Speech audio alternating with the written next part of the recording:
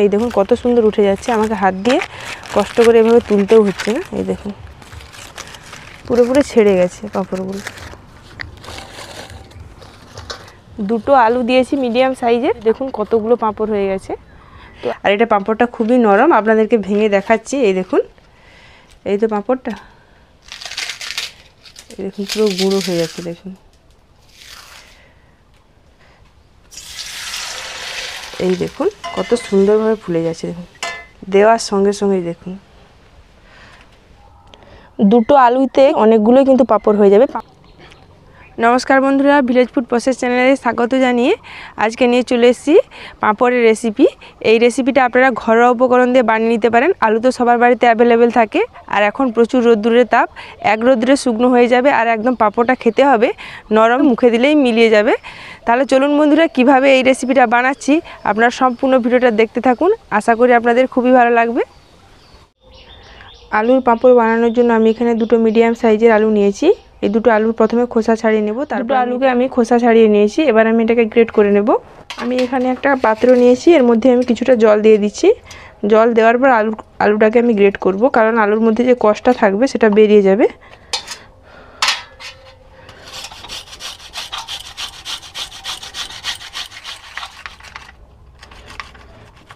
এই দেখুন আমার দুটো আলু কিন্তু গ্রেট করা হয়ে গেছে। এই দেখুন, এবার আলুটাকে একটু ভালো করে পরিষ্কার জলে আবারও ধুয়ে নেব। আলুর মধ্যে যে কষটা আছে সেটা ভালো করে কিন্তু পরিষ্কার করে ধুয়ে নিতে হবে।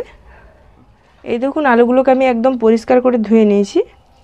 এবার এগুলোকে পেস্ট করে নেব। এর আগে আমি হাফ বাটি সাবুদানা নিয়েছি, এটাকে আমি গুঁড়ো করে নেব। চাইলে আপনারা এটা ভিজিয়েও গুঁড়ো পেস্ট করতে পারেন, তাতেও কোনো অসুবিধা নেই। আমি সাবুদানাটাকে প্রথমে গুঁড়ো করে নিচ্ছি।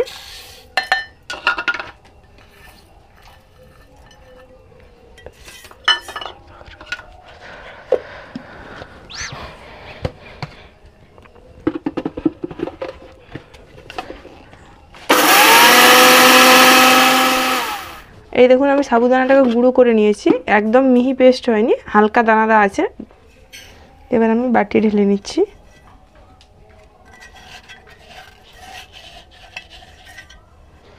এবার আমি আলুটাকে পেস্ট করে নেব।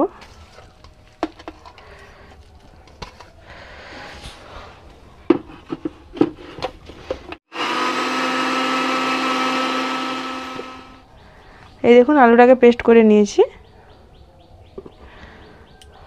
আলুটা খুব সুন্দরভাবে মিহিভাবে পেস্ট হয়ে গেছে। দেখুন কড়াইতে এবার আলুর পেস্টটা ঢেলে দিচ্ছি।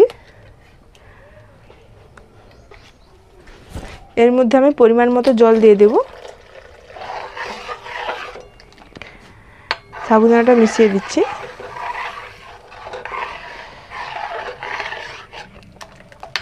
আরও পাতলা হবে, এটা কিন্তু ফোটাতে হবে, সেদ্ধ করতে হবে সাবুটাকে। আরও কিছুটা জল দিয়ে দেব।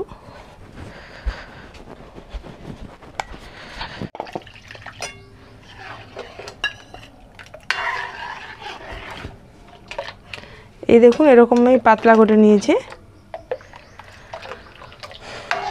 এবার অনবরত এটাকে নাড়তে হবে। সাবুদানা আছে, নাহলে নিচে কিন্তু কড়াইয়ের নিচে লেগে যাবে। এরই মধ্যে আমি সামান্য পরিমাণে লবণ দিয়ে দেব। অবশ্যই এটা স্বাদ মতো দিতে হবে।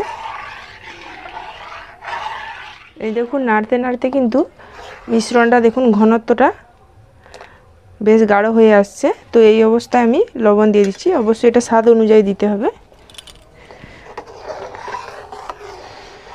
এবার নাড়তে থাকবো। এটা কিন্তু ভালোভাবে ফুটিয়ে নিতে হবে।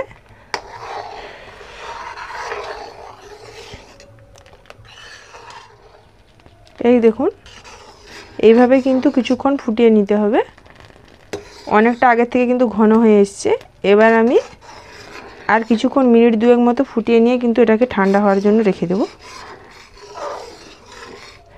এই দেখুন এইরকম থিকনেসের হয়েছে। এটাকে আমি বন্ধ করে দিয়েছি, একটু ঠান্ডা করে নেব। তারপর আমি পেপারের উপরে এটাকে দেব।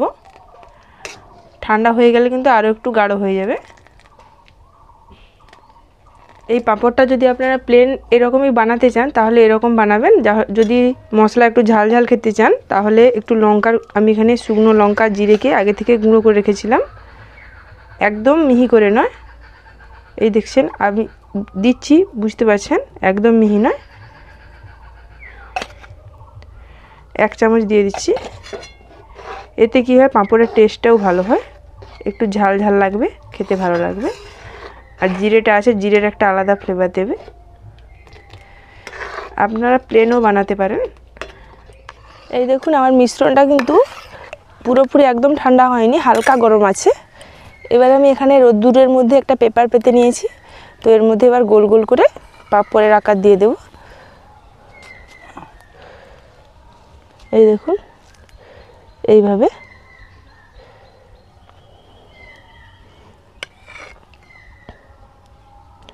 দুটো আলুতে কিন্তু আর হাফ বাটি সাবু নিয়েছি, অনেকগুলোই কিন্তু পাঁপড় হয়ে যাবে। পাঁপড়ের আকারটা আমি একটু বড় বড়ই সাইজের দিচ্ছি, একদম ছোট করছি না।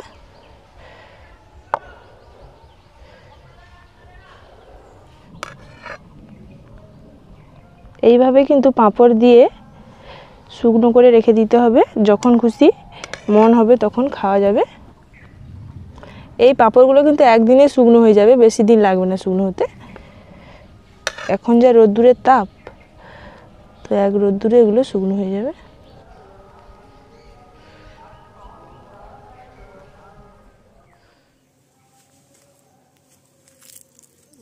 এই দেখুন পাঁপড়গুলো কিন্তু শুকনো হয়ে গেছে, এক রোদে কিন্তু শুকনো হয়ে গেছে। এই দেখুন পেপার থেকে একদম ছেড়ে গেছে।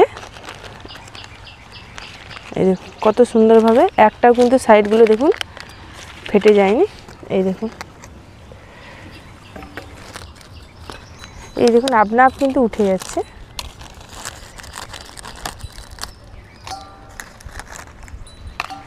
আপনারা এইভাবে বাড়িতে বানিয়ে অনেক দিন ধরে সংরক্ষণ করে রাখতে পারবেন। একবার বানিয়ে যখন মন করবে তখন ভেজে খেতে পারবেন। এই দেখুন কত সুন্দর উঠে যাচ্ছে, আমাকে হাত দিয়ে কষ্ট করে এভাবে তুলতেও হচ্ছে না। এই দেখুন পুরোপুরি ছেড়ে গেছে পাঁপড়গুলো।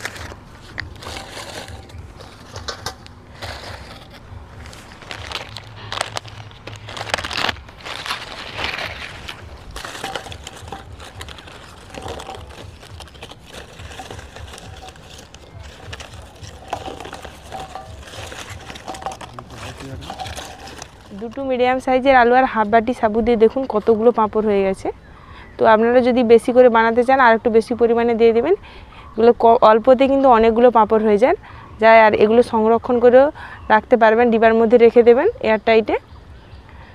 তারপর যখন মন করবে আপনারা ভেজে খেতে পারবেন। আর এগুলো কিন্তু ভালোই নরম হবে, যখন ভাজবো তখন বুঝতে পারবেন ভাজার পরে। আর এটা একটু মশলা দেওয়া আছে, খেতে ভালো লাগবে। তো আপনারা যদি মশলাবিহীন বানাতে চান এমনি করতে পারেন, তাতেও কিন্তু টেস্টি হবে। এই দেখুন পুরো 1 গামলা ভর্তি হয়ে গেছে। এর পাঁপড়টা যখন ভাজা হবে আর 2 ডবল হবে পুরো। তাহলে চলুন এবার যাই, ভেজে দেখাই আপনাদেরকে কতটা সুন্দর পাঁপড়টা হয়েছে। আমি রান্নার কাছে চলে এসেছি, পাঁপড়গুলো শুকনো হয়ে গেছে, তুলে নিয়ে চলে এসেছি। এদিকে কড়াইতে তেল গরম করতে দিয়ে দিয়েছি। এবার আমি পাঁপড়গুলো ছেড়ে দেখব কেমন হয়। এই দেখুন কত সুন্দরভাবে ফুলে যাচ্ছে, দেখুন দেওয়ার সঙ্গে সঙ্গেই দেখুন।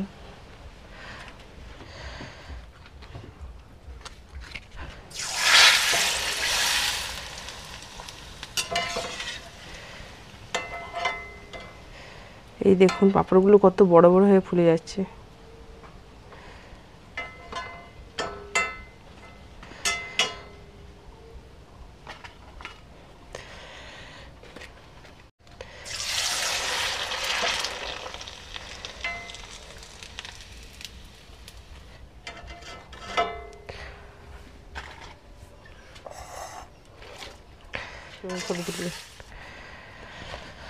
আমার মা কাঁচা বাবলাটা দাও।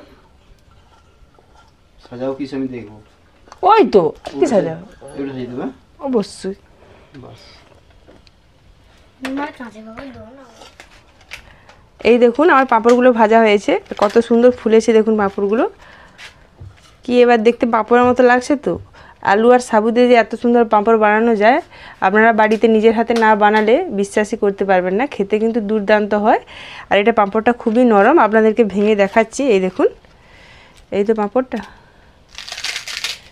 এই দেখুন পুরো গুঁড়ো হয়ে যাচ্ছে, দেখুন।